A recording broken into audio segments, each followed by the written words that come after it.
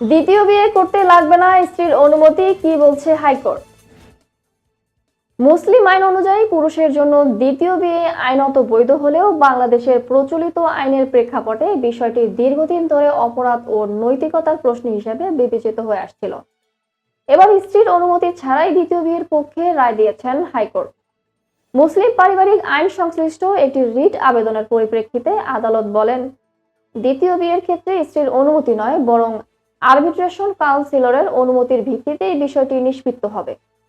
এতদিন ধরে প্রচলিত ধারণা ছিল স্ত্রী বা প্রথম স্ত্রীর অনুমতি ছাড়া দ্বিতীয় বিয়ে করা যাবে না। তবে আদালত বলেন, মুসলিম পারিবারিক আইনে সরাসরি এমন কোনো বাধ্যবাধকতার উল্লেখ নেই।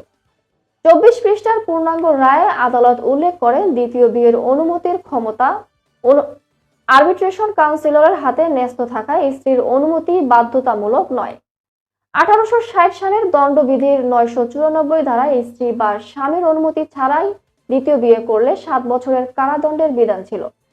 পরবর্তীতে 1961 সালে মুসলিম পারিবারিক আইন চালুর মাধ্যমে নারীর ক্ষেত্রে ওই সাজা বহাল থাকলেও পুরুষের দ্বিতীয় বিয়ের বিষয়টি আরবিট্রেশন কাউন্সিলরের অনুমতির সঙ্গে যুক্ত করা হয়।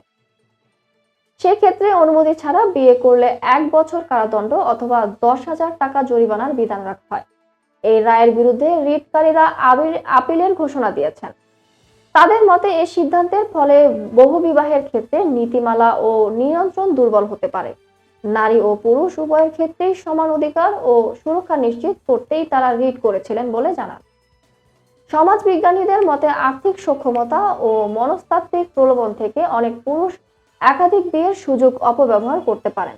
এতে সমাজে অসাম্য ও পারিবারিক অস্থিরতা বাড়ার আশঙ্কা রয়েছে।